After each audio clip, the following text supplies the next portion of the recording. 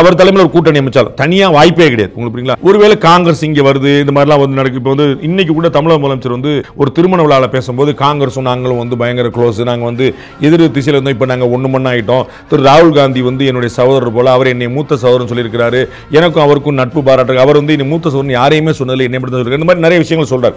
அது என்னன்னா காங்கிரஸ் வந்து திமுக கூட்டணியை விட்டு வெளியே போயிடக்கூடாது அப்படிங்கிற ஜாக்கிரதை. உங்களுக்கு நினைவு இருக்கும், இன்னொரு சந்தர்ப்பத்தில் வந்து இதே மாதிரி இன்னொரு கல்யாணத்தில் போகும்போது திரு உதயநிதி ஸ்டாலின் வந்து நான் பயங்கர கூட்ட நெரிசலில் வந்தேன், என் கையே என்னோட வருமானம் தெரியல, கை நம்மளை விட்டு போகாது அப்படின்னு சொல்லி ஒரு பாஸ் விடார். அப்புறம் நான் வந்து என்னுடைய கையை சொன்னேன், உங்க நம்பிக்கையை சொன்னேன். ஸோ கை வெளியே போகுமா, காங்கிரஸ் கூட்டணி வெளியே போகுமாங்கிற டாக் இன்னைக்கு இருக்கு. நாம முதல்ல ரொம்ப முன்னாடி நம்ம சொல்லியிருக்கோம், காங்கிரஸ் கட்சியோட அகில இந்திய தலைமை குறிப்பாக திரு ராகுல் காந்தி அப்படி ஒரு சிந்தனையில் இருக்காருன்னு சொல்லியிருக்கோம். அதற்கு பிறகு தான் டாக்லாம் வருதுங்கிற நம்ம பார்க்குறோம்.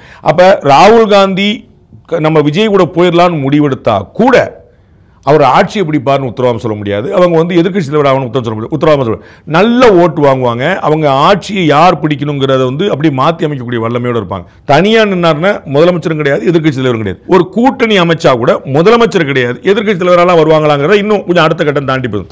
ஸோ பொலிட்டிக்கலாக அவருக்கு எல்லாமே அட்வான்டேஜ் தான் மாதிரி இருக்கு. ஆனால் வந்து ஒரு உத்தரவாதமான எம்எல்ஏக்கள் தேவை அப்படின்னா அவர் வேற டிசிஷன் எடுக்க வேண்டியிருக்கும். ஸோ பொலிட்டிக்கலாக இது வந்து ஒரு பெரிய அட்வான்டேஜை கொடுத்துருச்சு அப்படின்னா இருக்கிற வாக்குகளை தக்க வச்சு கொடுத்துருக்கே தவிர இந்த கரூர் ஸ்டாம்பேட்டுக்கு பிறகு 20 லட்ச ரூபா கொடுத்த பிறகு அவர் வரவழைச்சு பார்த்த பிறகு அவருக்கு 88 சீட் வந்துருங்க, 95 சீட் வந்துருங்க, அந்த கன்வர்ஷன் கிடையாது. அது வந்து ஏன்னா அதுக்கு வந்து இன்னும் 2 எலெக்ஷனே ஆகணும். அது வந்து it is not going to happen in 2026. இன்னும் 2 எலெக்ஷன் கழிச்சு தான் அப்படி சீட்டாக கன்வெர்ட் ஆகுமாங்கிறதே பார்க்க முடியும். இந்த அளவுக்கு சம்பவங்கள்லாம் அடுத்தடுத்து விஜய் ஃபேஸ் பண்ணிட்டாரு. இப்போ ஓரளவுக்கு அவர் மனசில் இருக்கக்கூடிய பாரமெல்லாம் இறக்கி வச்சிருப்பாரு. அவங்கள பார்த்து ஆறுதல் சொன்னதுலையும் இவர் மனம் விட்டு அழுததுலையும். இதுக்கப்புறம் இவருடைய அந்த அரசியல் போக்குங்கிறது மாறுபடுமா, வேற ஏதாவது டிஃப்ரெண்ட்டாக ஒரு டிரான்சிஷன் ஏதாவது நடக்குமா? நம்ம உடனே ஒரு வீடியோ போடுவாருன்னு நான் எதிர்பார்க்கிறேன். ஒரு 2 டேஸுக்குள்ளே ஒரு வீடியோ வரும்னு நினைக்கிறேன் அவர்கிட்ட இருந்து. இது வந்து இந்த குடும்பத்தினரை சந்தித்ததெல்லாம் வச்சு தொகுப்பாக வச்சு அதை எடிட் பண்ணி ப்ளஸ் இவருடைய கருத்துக்களை வந்து அந்த வீடியோவில் சொல்லி அப்படி ஒரு பேக்கேஜ் மாதிரி வரலாம் அப்படின்னு நான் நினைக்கிறேன். ஏன்னா வந்து அவர் வந்து என்ன நடந்துச்சுங்கிற எக்ஸ்பிரஸ் பண்ணணும்ல, அது மக்கள்கிட்ட வந்து அந்த 38 குடும்பம் மட்டும் இல்லாமல் தமிழ்நாடு முழுக்க அவர் மெசேஜ் பாஸ் பண்ண, அதனால் பண்ணுவார்னு நினைக்கிறேன்.